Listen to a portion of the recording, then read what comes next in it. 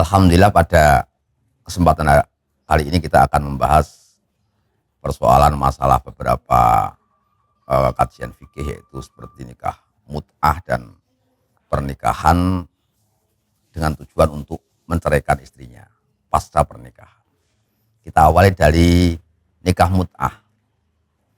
Nikah mut'ah merupakan satu pernikahan yang pernah dihalalkan dalam agama kita. Dua kali dihalalkan dan dua kali diharamkan. Yang terakhir haram sampai ila yaumil qiyamah.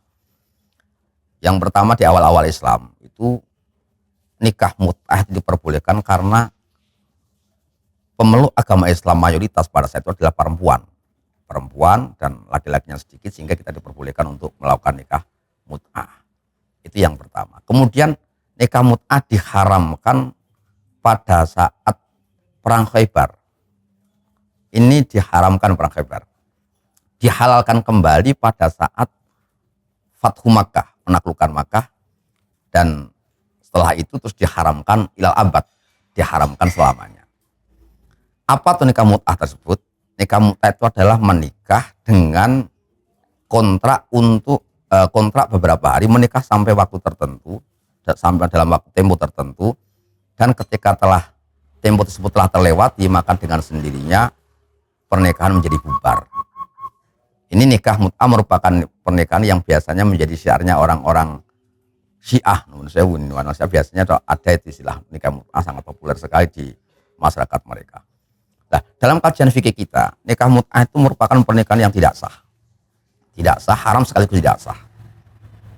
Ini beda ketika nanti meskipun ketika kita menikah kemudian kita menceraikan, itu kan sesuatu yang dihalalkan. Itu merupakan sebuah cara, sehingga ketika kita melakukan nikah dengan dari awal sudah kita transaksikan menikah sampai waktu tertentu, dengan sendirinya telah kemudian batal ketika waktu tersebut telah terlewati, ini jadi masalah bagi kita. Karena pernikahan itu sebenarnya dalam rangka untuk membangun sebuah keluarga yang isinya juga saling amar ma'ruf nahi mungkar, untuk membangun kebaikan dalam satu keluarga dan punya target memiliki keturunan yang akan meneruskan perjuangan orang tua tentunya.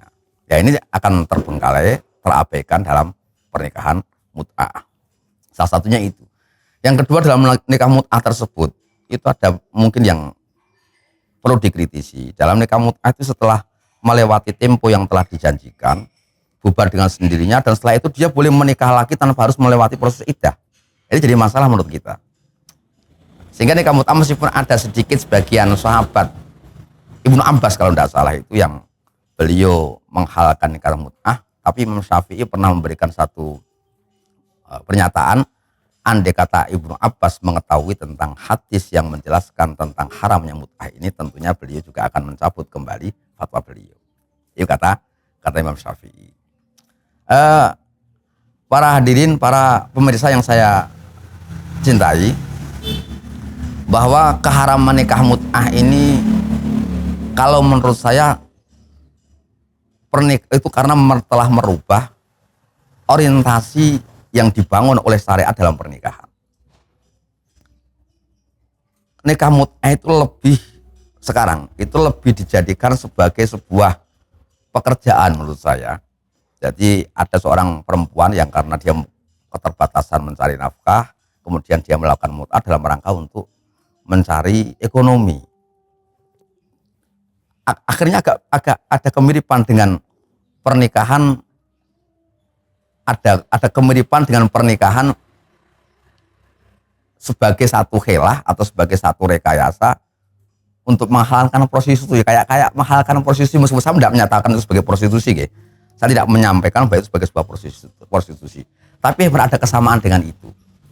Karena orientasi pernikahan yang seharusnya dalam membangun rumah tangga yang sudah ada amar ma'ruf mungkar, kemudian membangun sebuah keturunan yang akan meneruskan keluarganya nanti, itu menjadi terabaikan dalam nikah mut'ah. Terus kemudian ada nikah lagi yang juga menurut saya agak bermasalah, yaitu nikah dengan tujuan untuk menceraikan istri setelah pernikahan. Ini juga jadi masalah, karena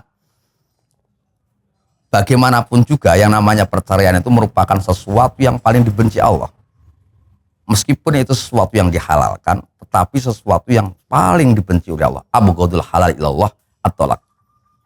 Sesuatu yang paling dibenci Allah itu dari sesuatu yang halal adalah talak atau perceraian. Ada sebagian masyarakat itu kalau yang mungkin orang mau menikah kemudian dia punya tujuan setelah pernikahan nanti dalam waktu tertentu saya akan mentalaknya karena untuk kebutuhan, biasanya untuk kebutuhan biologis, memenuhi kebutuhan biologisnya di saat-saat tertentu dok.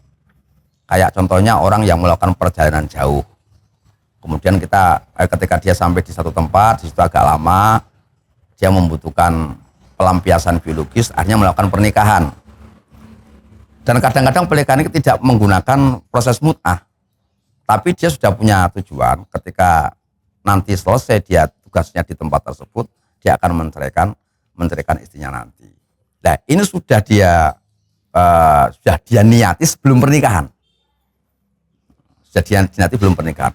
Ini sebenarnya niat semacam ini tidak mengganggu keabsahan nikah. Artinya nikahnya sah. Meskipun nanti ini juga mirip dengan mut'ah, cuman kalau mut'ah sampai di dalam transaksi, dalam akadnya itu dijelaskan tentang waktu bubarnya kapan. Tapi kalau nikah yang ini itu tidak dijelaskan kapan bubarnya dalam akad nikah, tapi cuma ada niat sebelum pernikahan. Ini hampir sama. Ada staf substansi itu jelas sama. Cuman konsekuensi fikihnya beda. Kalau mut'ah itu diharamkan dan tidak sah, kalau ini secara fikih dikatakan sah, tapi kalau keharamannya ada kemungkinan dia akan melakukan keharaman yang sama dengan yang melakukan praktek nikah mut'ah tadi. Kenapa? Karena jelas ini dalam termasuk juga menggeser orientasi pernikahan seperti yang saya sampaikan di awal tadi.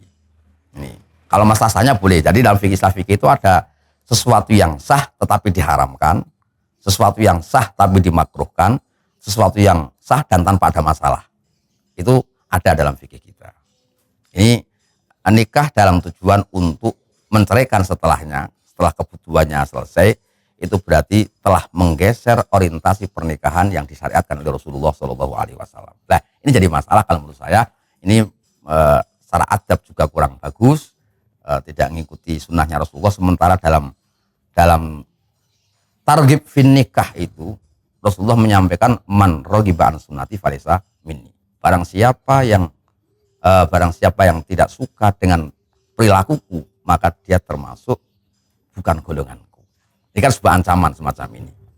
Termasuk ketika pernikahan dalam rangka tujuan tolak itu sama halnya dengan rogiban sunnati. Ini perlu kita pertimbangkan.